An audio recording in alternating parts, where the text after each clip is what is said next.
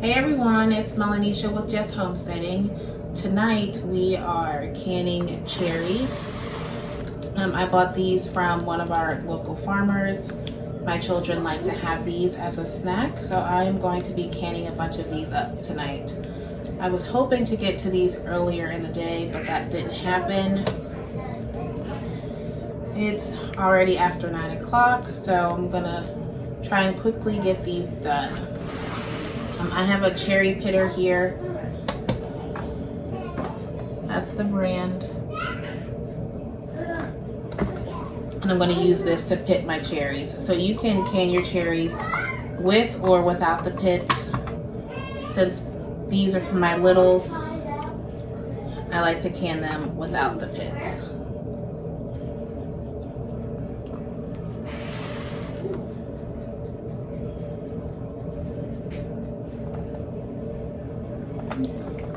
So you place the cherries in there,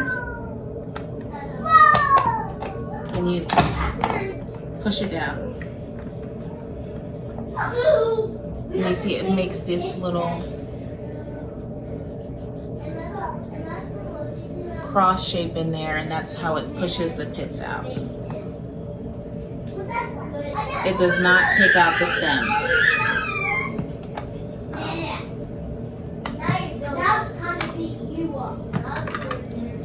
See, and then there are the pits at the bottom.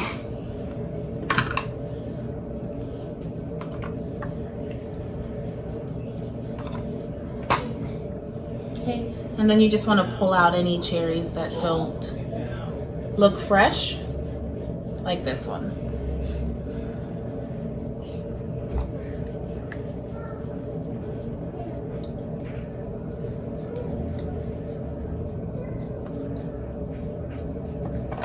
Then fill it and push down.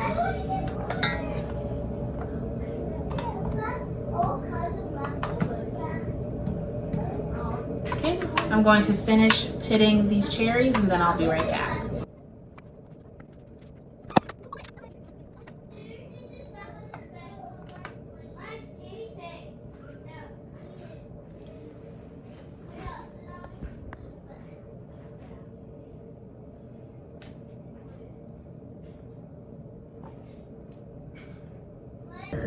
Okay, so I'm all done pitting the cherries.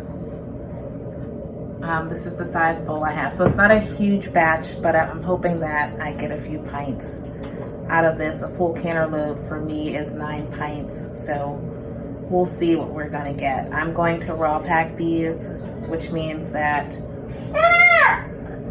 I'm going to put the cherries in the jar and can them in a simple syrup type mixture. You can also can them in, I think, pear juice, grape juice. But for me, a sugar syrup is great. So I have the water on the stove, getting ready to boil. I need to turn my canner on and grab the rest of my supplies. Those are the pits. These will go in the trash because I haven't found any other way to use them. If you know of another way to use cherry pits, let me know. So let me grab my supplies and I'll be right back. So I have all of my supplies. I have a ladle, debubbler, paper towel with water and vinegar on it to wipe the rims, and canning lids. So my sugar water is coming up to a boil. I am using the recipe from the National Center for Home Food Preservation. The majority of my canning recipes come from them or the Ball Blue Book. One thing I forgot to mention, so when you have your cherries in the bowl, you can put them in, I think it's called Fruit Fresh. I didn't do that with these because these are the dark red cherries, and you're not going to be able to tell that they've turned a little brown once they're canned, but you might want to use the Fruit Fresh if you're canning a cherry like Rainier, and you'll see the browning on them. And my youngest is not in bed yet. as you can hear him in the background, and he is eating all of my cherries at the moment. So we'll see what he leaves us to actually can. My steam canner is on the stove. It's on. And my simple syrup should be ready in just a few minutes. So these process for, let's see. So I'm doing pints. I don't have enough to do quarts. But for pints and raw pack, based on my altitude, these will need to be in the steam canner for 30 minutes. And it is already 9:42 p.m., so I'm going to be up for a little while longer.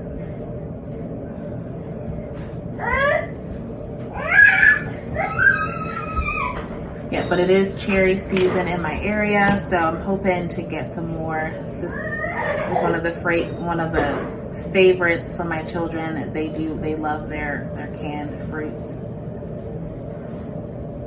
So I try to can up as much as possible. I did do some reorganizing down in the root cellar, and I have maybe around 450 full jars of food down there, which is not a lot.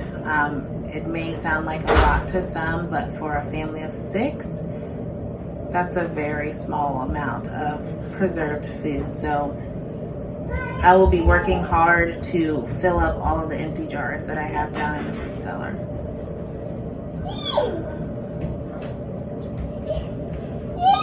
And he's back for more. You want another one? Okay, so I have my hot jars, my hot liquid, my funnel. The instructions say to add a half a cup of liquid to your jars before adding the cherries.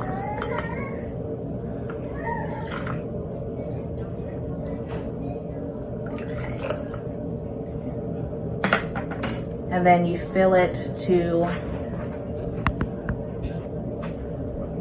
a 1/2 inch headspace.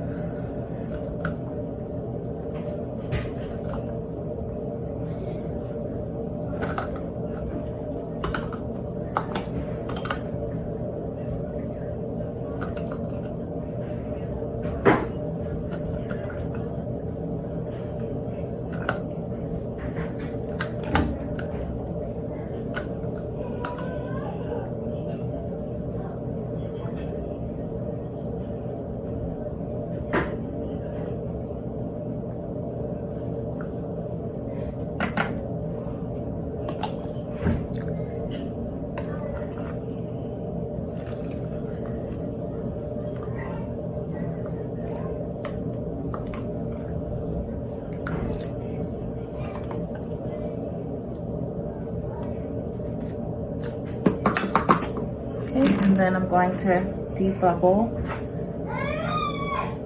and then adjust the headspace as necessary.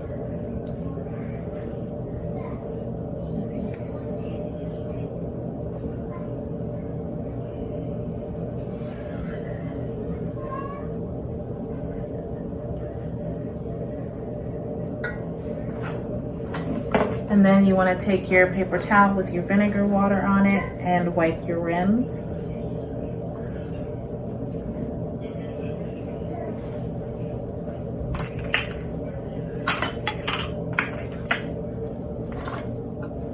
Put on your lids and rings to fingertip tight,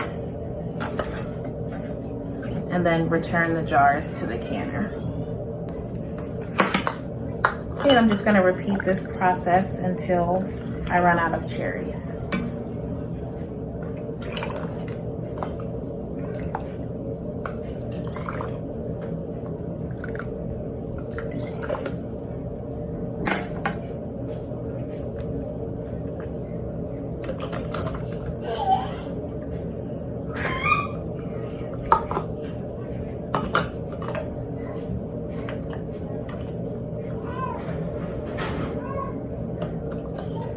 And if you can see, I do have a cloth underneath my jars.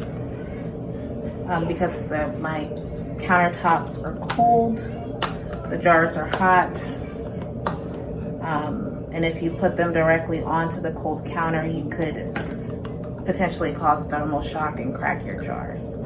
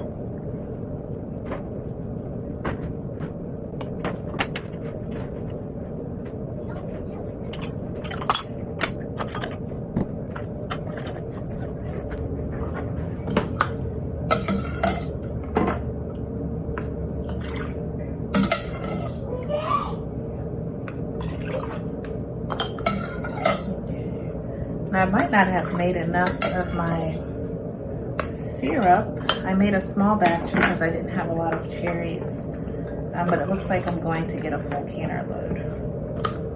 So hopefully I have enough syrup to get through the first canner load. If not, I'll just have to make more.